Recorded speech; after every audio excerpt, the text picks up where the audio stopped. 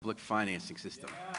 The Democracy Fund is a citadel of democracy in this state. I'm so proud to have them in my city, and I'm so proud to cooperate with on these debates. How about a little round of applause?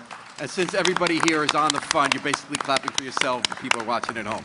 So we have two people debating tonight. I'm going to introduce them with introductions that they provided for us, and then I'll introduce the panel. The panel of reporters will be asking questions of the candidates. Because of a coin toss, we decided who would go first, which is Justin Elliker. The candidates will have a minute each to respond when they get a question. The other candidate will have 30 seconds to respond. And then twice during the debate, each candidate has the right to ask for an additional 30 seconds. Those are the deal. So on the end of the table there is Mayor Justin Elliker. He's the 51st mayor of New Haven. Within weeks of taking office, Mayor Elliker was faced with leading New Haven through the COVID-19 pandemic after a strong citywide vaccination effort that included mobile clinics across the city and door-to-door vaccine canvassing. Over 67% of eligible New Havens are fully vaccinated. Mayor Elliker and his team have worked to make New Haven safer, more equitable. Highlights include a comprehensive approach to public safety, the formation of an Office of Community Resilience, and the Reentry Welcome Center. His partnership with the state delegation has increased New Haven's pilot funds, that's municipal aid, to $90 million, twice what it was, to address the gaps we have long seen in funding. The Republican candidate for mayor is John Carlson. John lives in the City Point neighborhood. John was born and raised in New Haven. He has lived here for over 50 years. He's the father of two, a public school teacher. He co-founded the Hill Regional Baseball League, and he's a community activist well known to his neighbors. Carlson is the grandson of immigrants. He is the first in his family to earn a 4-year college degree. Welcome, gentlemen, and thanks for the debate. On my panel next to me is Jody Latina, the WTNH politics reporter, familiar to people who follow politics in the state, as is Mary O'Leary from the New Haven Register, Hearst Media. Michelle Turner is here tonight from WSME-DB, that's a digital broadcast radio station, and the Inner City News, and Norma Rodriguez-Reyes, the publisher of La Voz Hispana. So let's start with a question for Jody Latina to Justin Elliker. Gentlemen, thank you for participating tonight. We're happy to stream this on WTNH.com, so we appreciate the attendance. Wanted to ask you, Mayor, your opponent has been outspoken about crime, which has been on the increase here in our city of New Haven over the last year. He was quoted in one of the local papers as saying, "I won't handcuff the cops, I'll let the cops handcuff the criminals." Can you respond as to how you might be handcuffing the police? Nobody is handcuffing the police. The city is facing a very challenging situation like cities across the nation. Violent crime has increased 30% across the nation, and New Haven is no different. And we are responding with a multi-pronged strategy. The impact on this has been significant on our community, and we've lost members of our community. We just lost Mr. Stanley, a 30-year-old community member, just this past Sunday. And our strategy is manyfold. It's actually increasing officers on the walking beat. It's providing more resources to our police department. We have a proposal in front of the Board of Alders to dramatically increase the number of cameras, expand ShotSpotter. We've increased the number of street outreach workers to double what they were, increased the number of youth engagement workers.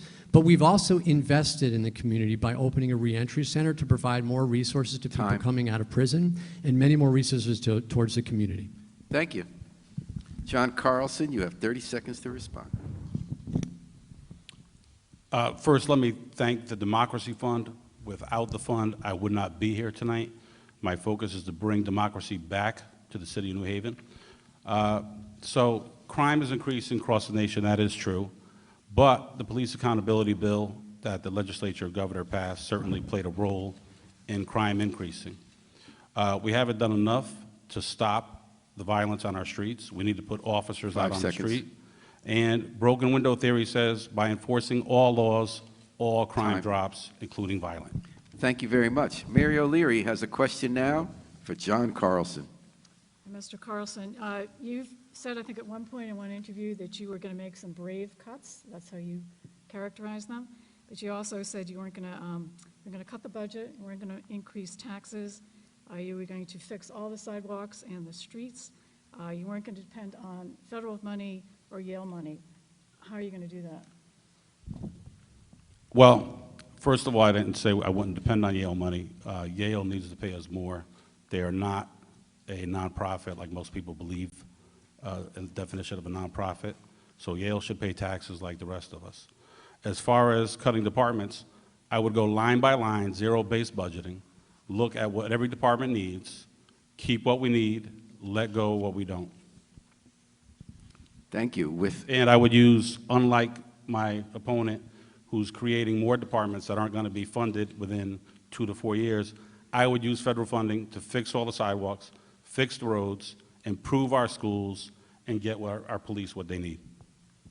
All right, with 17 seconds to spare, Justin Elicker, you have 30 seconds to respond. So I'm unapologetic about creating a department that actually helps us address gun violence by connecting people with resources in mental health, homelessness, addiction, and by creating an Office of Gun Violence Prevention. But I've been honest with this city about our financial challenges, and we've confronted them one by one and dramatically increased in partnership with our state delegation, our state funding from $41 million annually to $90. I inherited a $45 million deficit and a $66 million deficit in both of our budgets, was honest with the residents, and we actually were able to pass a budget that was honest and balanced. All right. Michelle Turner has a question for Justin Elicker. Mayor Elicker, you've accepted money from the New Haven Democracy Fund, which limits contributions to $390 per primary or election. In anticipation of a primary, many donors contributed to the maximum to your campaign. However, that primary was never held.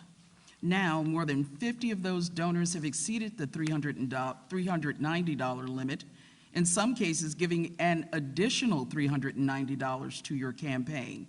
And while this might be perfectly legal, do you think that in keeping with the spirit of the Democracy Fund, which tries to limit the influence of large donors, that perhaps you should return these contributions since there was no primary this year? And that's from a reader Thank you. of The Independent. I appreciate that. So I've been, as everyone knows who followed politics, one of the strongest advocates for the Democracy Fund.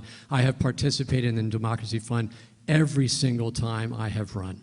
And the reason that the Democracy Fund is important is because you don't have large donors influencing getting contracts from the city. That has ended.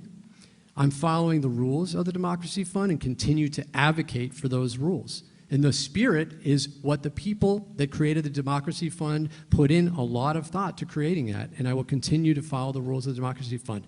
I could have accepted $2,000 total from those individuals.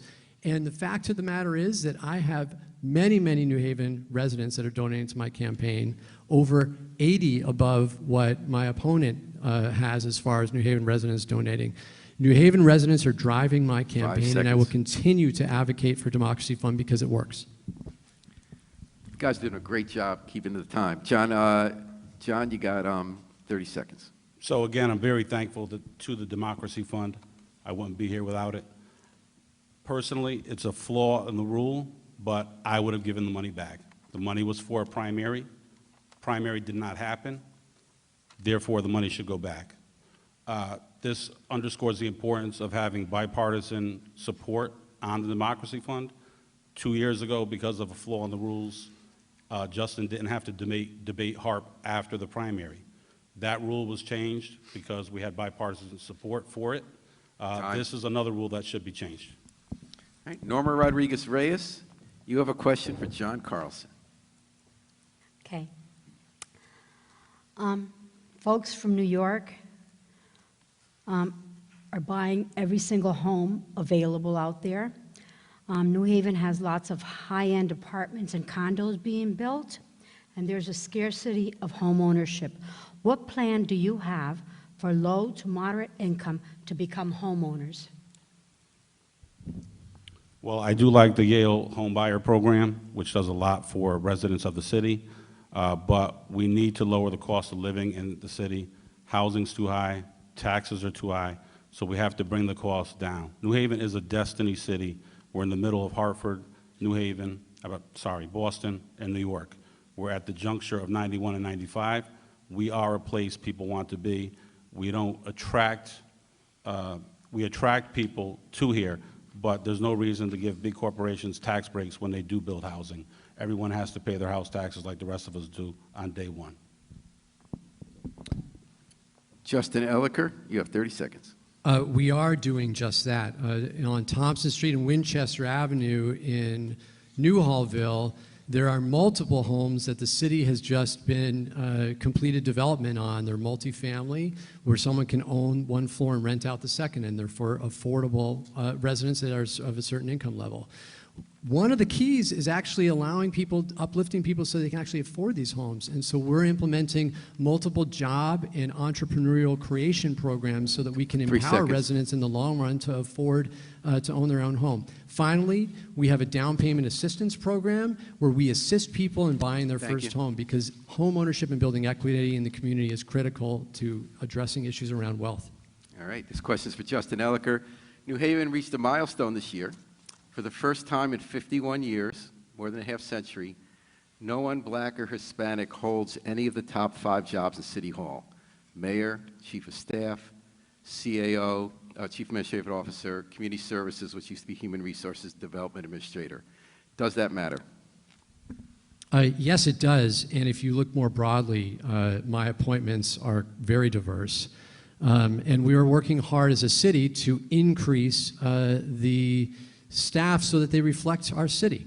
Police department is an example where, compared to all of our peer cities, we are better as far as diversity. 49% of our police department is black, brown, or woman, or female, and we need to do more work. And that's why we're working very hard to get out the word about hiring in the police department. I was knocking on doors just 2 weeks ago. 16 of the 21 new individuals that I've either sworn in or am about to swear into the police department are black or brown. This is something that, because we need to make this a priority, we've joined GARE, Government Alliance on Racial Equity, so that we prioritize ensuring that the 5 city seconds. administration, whether it's those folks at the highest level and those folks that are Thank you. day-to-day working with residents, reflect our city. John Carlson, you got 30 seconds. So we have a very diverse city, but as you can see, his administration is not diverse. The police department is diverse. It's one of the most diverse in the state, if not the country. However, it is not diverse at the top. It is important for a city at all levels to reflect its population. I will work to make sure that happens. Thank you very much. Jody Latina has a question for John Carlson. I wanted to talk a little bit about education. You're a public school teacher down in Bridgeport, and you've been critical of the administration, saying that New Haven spends most money in the state per child in the classroom, yet the test scores do not reflect that. And I'm wondering, as an educator, what would you do differently? Well, first, I'd cut waste at the top. There's no sense for New Haven to have a publicist making almost $120,000 a year. The position was vacant for a long time.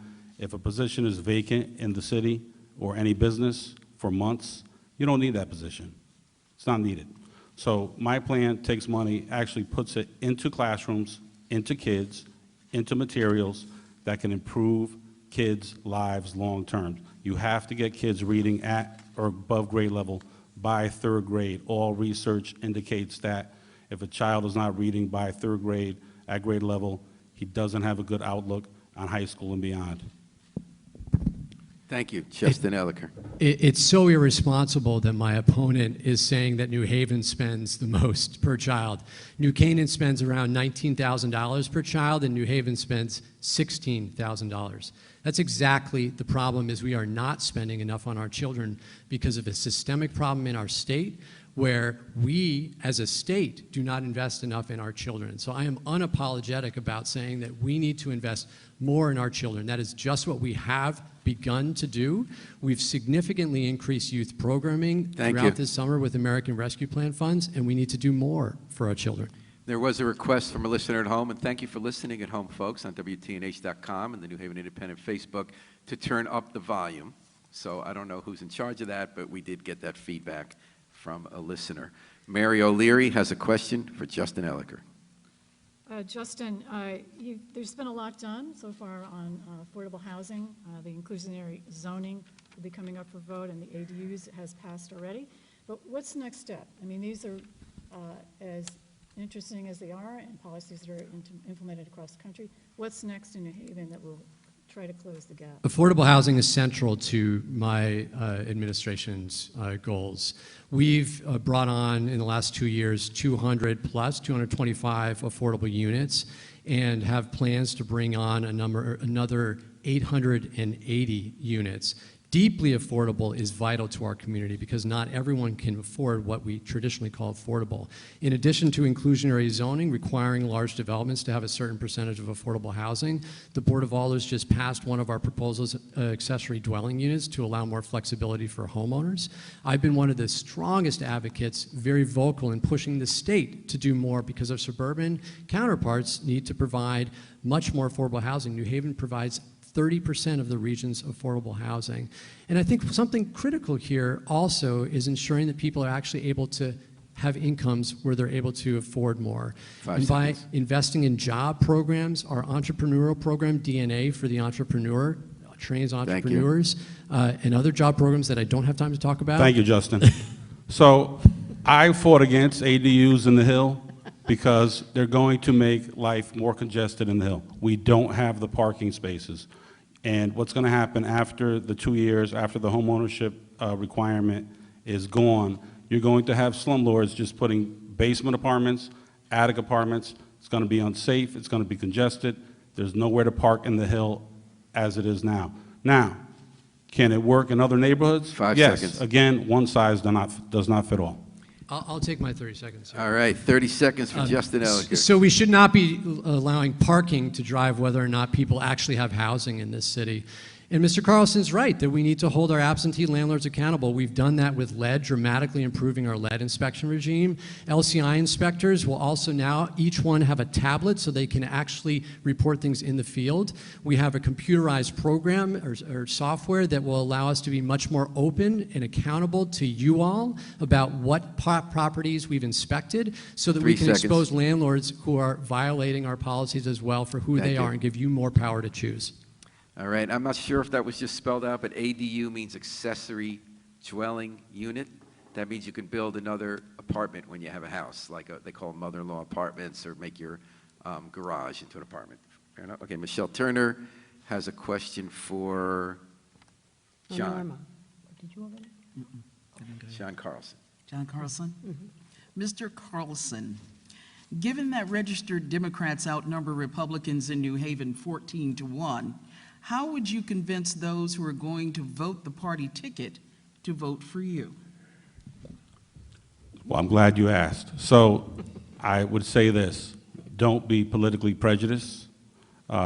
Just like you wouldn't judge someone by the color of their skin, don't judge them by the name of their party.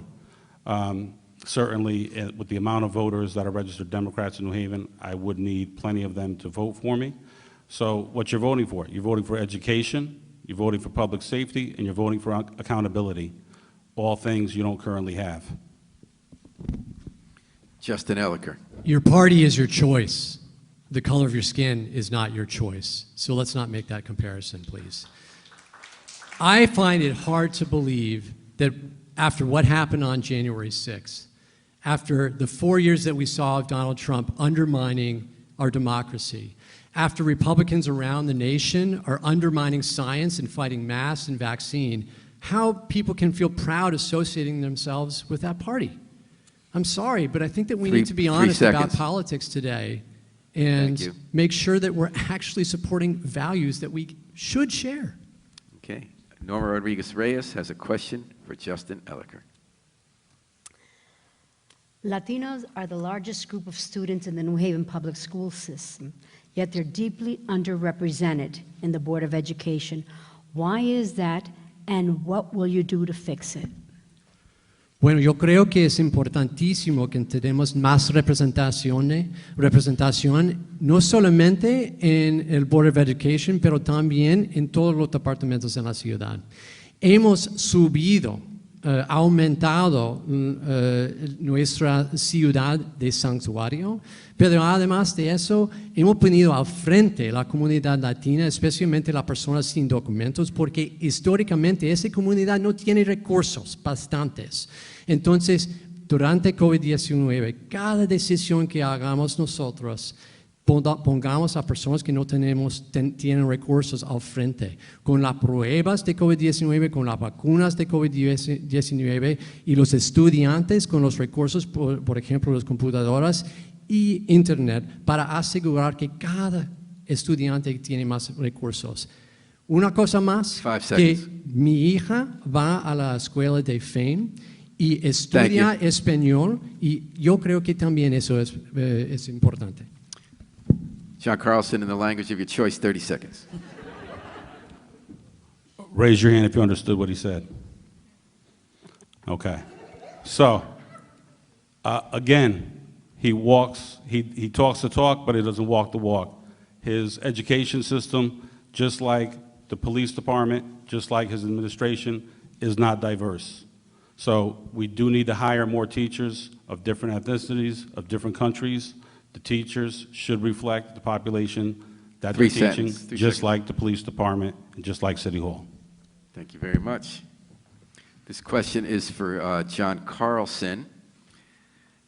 As in other cities, New Haven has seen a rise of pedestrians getting run over and killed, bicyclists getting killed, a lot of crashes. What would you specifically do to make our streets safer for vulnerable users? And how would you measure the success? Well, one, I've had speed humps installed in my neighborhood, so that has calmed traffic, slowed people down. I think we need to put more speed humps, more traffic calming devices throughout the city to slow people down. And we need to enforce laws. So we need to put speed traps. We need to have police giving people tickets for speeding. That will make it safe, especially now that we're putting bike lanes everywhere. We have more people walking, more people biking. We have to slow the traffic down, keep people safe. Thank you. Just in response to the previous question, I've had one appointment to the Board of Education. That person was Latinx. I'm a biker. I'm a walker. I ride public transportation. This is a critical issue because we've lost too many residents to crashes around the city. I think we need to have Vision Zero, where in the future, we ensure that nobody dies in our city because of accidents.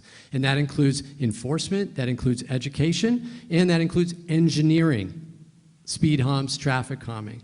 We've worked very hard to implement all three of those. 3 seconds. And we will continue to do so, but I'm out of time. Thank you. You guys doing a great job getting to the time. Jody Latina has a question for Justin Elicker. Mayor, I wanted to talk a little bit about finances. We spoke earlier today, and you were saying that pilot money, the payment in lieu of taxes, coming into the city from the state has been increased by $50 million. You've also gotten a lot of money from the federal government through the American Rescue Plan. That saved this year's budget. What do you do in the future? So when I started as mayor, I inherited a $45 million deficit, and in this past year, a $66 million deficit in our budget. Is because we were honest with residents about our problems. We have worked hard to get our municipal finances better under control. We've, as far as our pension, reduced our investment return rate from 7.75 to 7.25%. We've capped our debt so that we're starting to right this fiscal ship. More importantly, we work very closely with our delegation to increase pilot funding. That's not a one-time thing. That is a change in the formula where every year in the future, instead of $41 million annually, we will have $90 million annually. I'm working very hard and having positive conversations with Yale University. I'm optimistic we're going to get something across the finish line with them as well. The final thing is growth. But we need to make sure that those cranes in the sky that are putting 4 up many seconds. buildings invest in every resident, are inclusive. And there's Thank many you. policies that we're doing to ensure just that. John Carlson, you got 30 seconds to respond. So pilot sounds great to everybody if people don't know what it is. It's money they give us for money that we don't get. Half of the property in New Haven is off the tax rolls, half. So if we had that property back on the tax roll, our problem fiscally is solved. The easiest way to fix this, Yale is the biggest nonprofit property owner in the city. they don't give us what they're supposed to give us. The easiest way around that is to pressure the legislature to rewrite our Constitution and Thank you. allow us to tax Yale. All right. Mary O'Leary has a question for John. John, so the city has proposed that it spend $3.8 million for surveillance cameras, more surveillance cameras throughout the city as a safety measure. Is that a good use of the federal care funds? Well, I am in favor of increasing cameras, but rather than use the federal funds, we can use corporations to solve that problem. The Ring doorbell has a campaign across the country. It's being used in several cities right now, where they pay for the cameras, the police departments distribute them to residents who want them, and in turn, the residents share the footage with the police departments. So that money from the feds could have been used again into education and keeping our kids safe. So we are using the Ring program. If you're interested in that, you should contact our police department and we can connect you with a free Ring camera. The cameras are one of many parts of our strategy to address gun violence. If you go to Bridgeport, if you go to Hartford, they have a very significant number of cameras, and it helps them quickly solve crimes and take some people that are the most violent offenders off the streets so that we can prevent another 3 crime. seconds. This is not a solve-all, but it is a very important tool for us to help Thank you. bring justice to families that are asking for it. Michelle Turner for Justin. Do you support COVID mandates, masking, vaxxing? Why or why not? And what metric will be used to end those mandates? I do support them, and I have implemented them. And in New Haven, we were one of the first to come out strong to protect our community because the science said it's the right thing to do. We will continue to have a mask mandate in New Haven. We were the first city in New Haven, or in Connecticut, that actually implemented a mask mandate when the governor allowed us to do so. We've implemented a vaccine or test mandate in City Hall and seen incredible results. 84 municipal employees have gotten vaccinated since we implemented that mandate, and we're working to keep residents safer. We're watching the metrics of hospitalizations, of our positivity rate, of the percentage of New Haven residents that actually are vaccinated. While the eligible residents in New Haven have made a lot of progress, we're at 67% have been vaccinated. Overall, because there's a lot of kids, we still have 44% of the city residents overall, including kids, that have not been vaccinated. It's not time for us to back down. We need to keep our community safe and keep the mask mandate going. John Carlson, 30 seconds. So vaccines work, masks work. However, I would not force anyone to get a vaccine. I think it should remain optional. And I think it's foolish to think for people that you walk into a restaurant that's crowded, you wear a mask until you get to your seat, and then everybody takes their masks off and you think you're going to not get COVID. That's absurd. So many towns around us do not have that mandate. They're not following that, and I wouldn't. Thank you.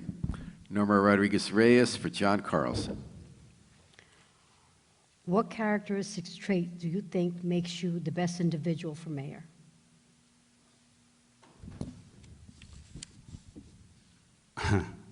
I'm from New Haven, I'm for New Haven, I'm honest, and I don't pull any punches. And you're brief. Okay. And I might just keep going, just to use up my 60 seconds. And you have a sense of humor. It's good. This is a great question. You know, and actually I'm not sure what the answer is, and maybe that's part of the answer, is I listen to people, I learn. I feel like my entire life is spent trying to improve myself, trying to figure out ways to solve problems, to help people in our community. And when I run into a barrier, I don't just give up. I try a way around, above, over, through that barrier, and I very much prioritize surrounding myself with people, not only in my administration, but the whole community, to help us solve these challenges. Okay, this question is for Justin Elicker. Justin, since 2014, New Haven government has talked about starting a process to try to build some form of municipal fiber optic broadband internet service. Since then, 450 municipalities in the country have implemented some form of it. 50 have complete municipal-owned systems. And cities like Chattanooga have gotten this incredible lift in creating jobs, opportunities for low-income people, educational job training. Is this going to happen in New Haven? Is there any plan for it? Yeah, I was going to say we're working on it, but to Paul's point, it's been since 2014. So we dedicated $1 million in our capital budget to broadband in the last fiscal year. And we've put out an RFP. A company has bid on and gotten that RFP to help us pilot this in a couple of areas in the city to learn how we can do it in New Haven. New Haven has something good where we actually have access to the municipal gain, which is part of the electric poles. So that's an asset we can use to put our own broadband in. And the economic development opportunities is crucial. We've actually talked a lot about Chattanooga as the example where, especially in today's remote society where so many people are starting businesses at home, it's vital for people to have fast internet access. This is a priority of ours. In addition to hoping that the infrastructure budget from the federal government has a component of funding for this, we will make sure that we do this alone if we can't get federal support. Thank you, Justin Elliker. John Carlson, you got 30 seconds. So I support that. The only thing I would say is we have to hire people from New Haven. We have to hire new companies from New Haven. The only way we're going to do that is by improving education. We can't get kids in high school that can't read and write. They're not going to be able to perform these jobs. They're not going to be able to open businesses. So we need to have businesses do the work that are from New Haven, residents from New Haven doing the work. Thank you. Jody Latina has a question for John Carlson. Mr. Carlson, there's been a lot of talk around our country about civility in politics. We are a very divided nation for various reasons. Can you tell me why you think civility is important here in New Haven? Well, listen, at the end of the day, we all live here. So I don't know how your parents raised you, and I'm not saying they didn't raise you correctly, but my parents raised me to be polite and cordial to people. So while I might not agree with a lot of Justin's politics, I'm going to respect the man. At the end of the day, whoever wins on November 2nd, the other one is still going to be in the city, hopefully, to work with the other and solve problems. Justin Elliker.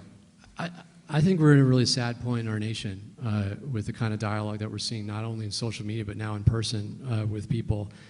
And frankly, I've been really proud of our city over this past year and a half and how we've gone through COVID. When you see other communities where people are screaming at Board of Education meetings about this fake science around how masks are bad for you or vaccines and threatening Board of Education members is just one example. We don't see that kind of thing in New Haven. We have lively dialogue in New Haven, but ultimately, we by and large respect each other, and that makes me proud to be the mayor of the city. Thank you. Michelle Turner, question for Justin Elliker. I'm sorry, yeah. Yes, Mary. Mary O'Leary, sorry about that. Mary O'Leary, question for Justin Elliker. We'll probably be taking up charter revision in the near future. Would you like to see the terms of the mayor changed and also an elected school board? So I think it's pretty important that we have 4-year terms for mayor. The 2-year cycles just make it more challenging for us to get difficult business done in this city.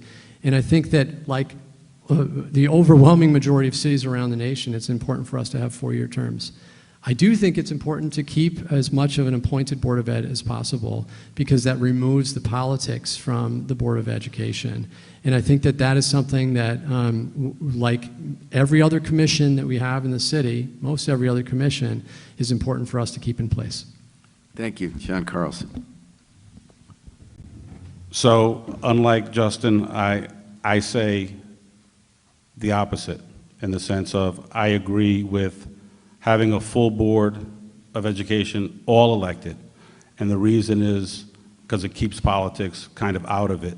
When you have the mayor sitting on the board and appointing people to the board, let's face it, those people think they owe something to the mayor, and they're going to vote the way they think the mayor wants them to vote. Thank you. 4-year term. And our current Board of Education did the community a disservice by keeping that principle a few months ago. That Okay, was thank you. disgraceful. But just if you want to do a yes or no, the 4-year term for mayor. I can get it done in 2.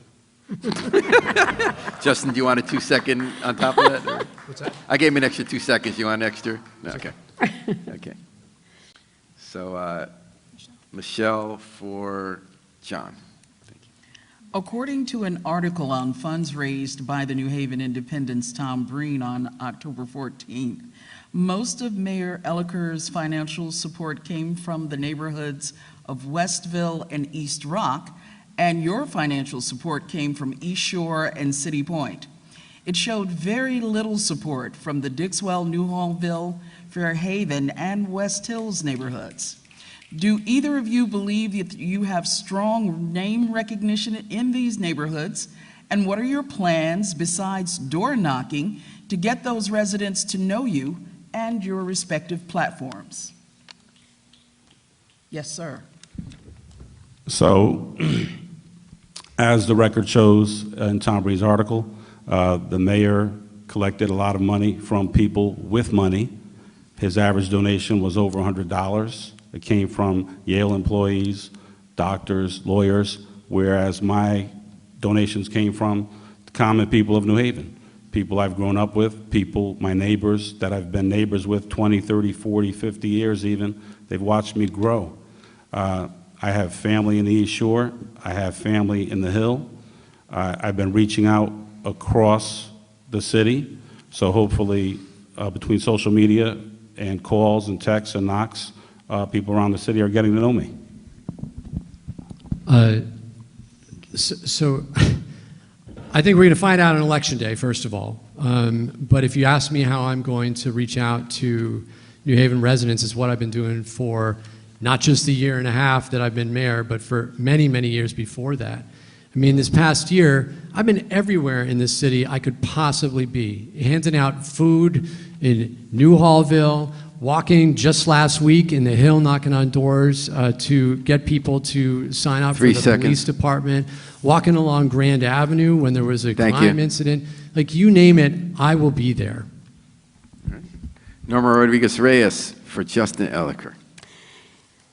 In what initiatives have you been involved with to help make New Haven better economically, socially, and educationally for the African American and Latino community?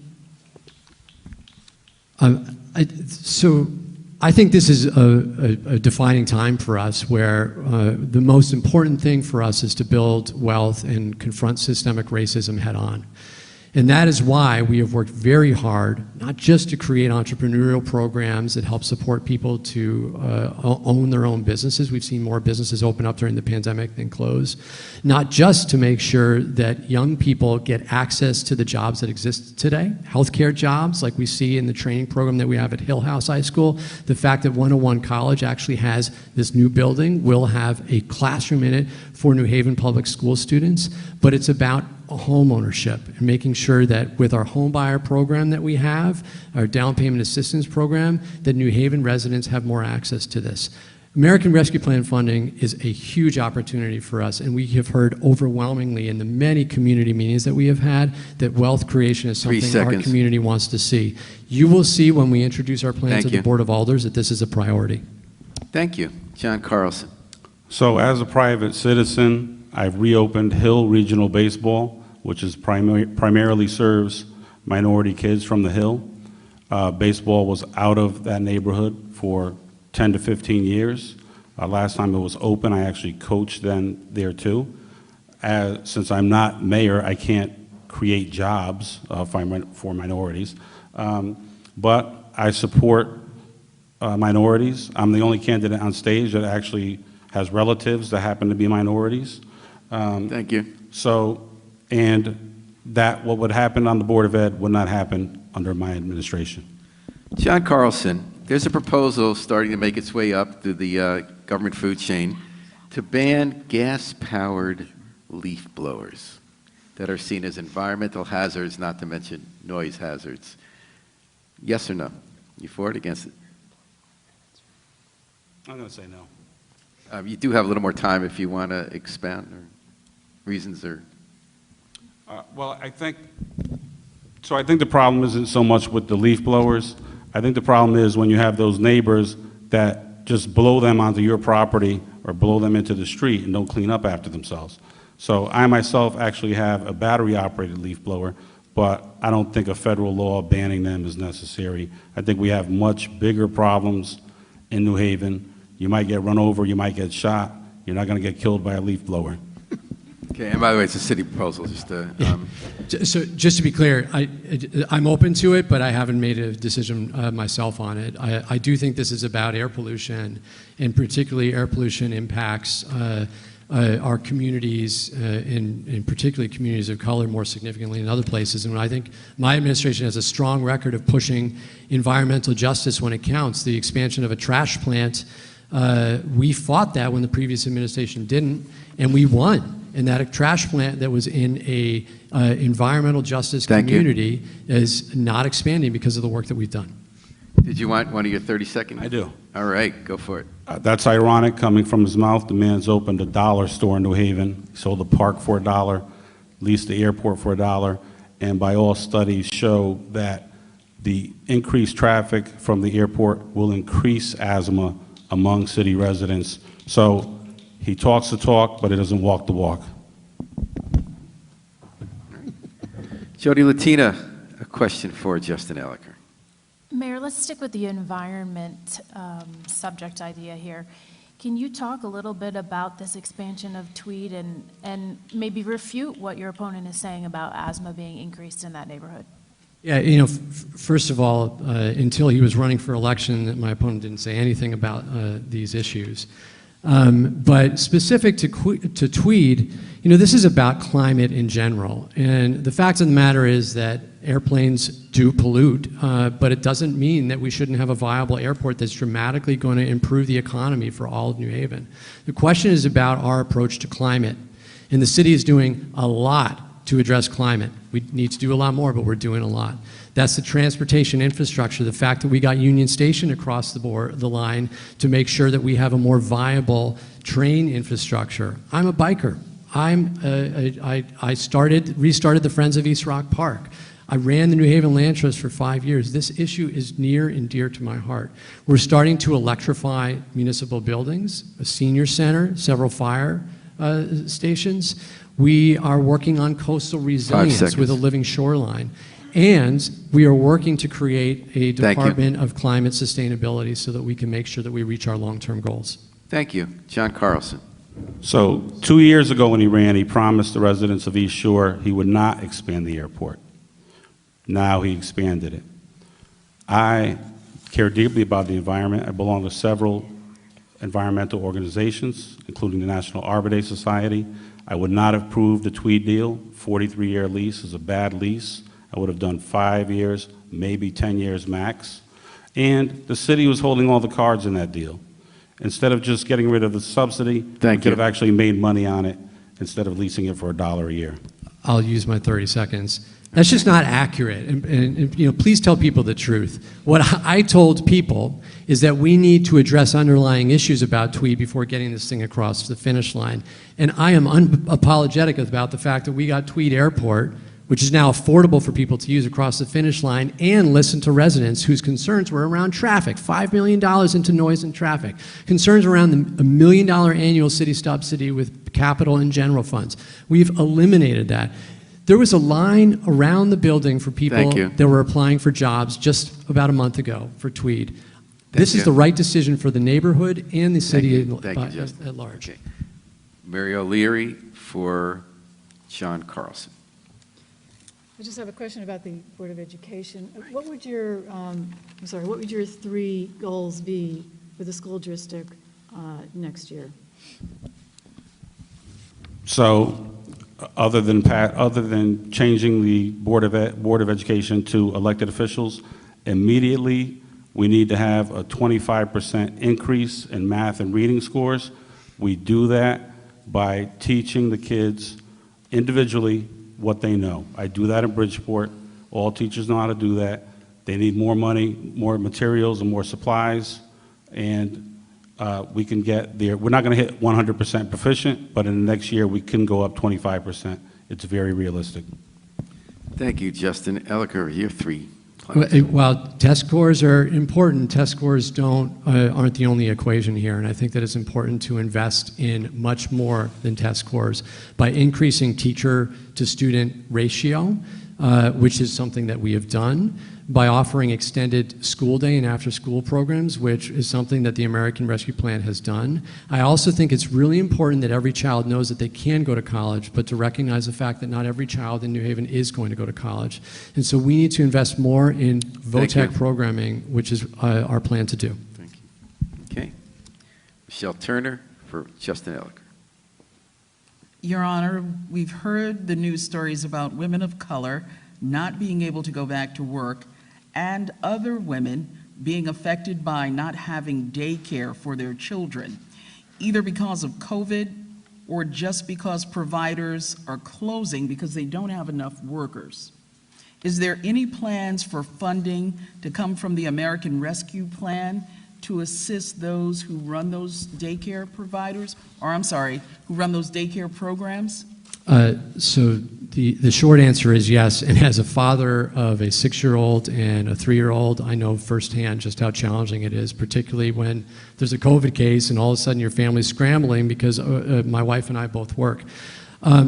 We will be investing or proposing to the Board of Alders an investment to increase opportunities for early child care.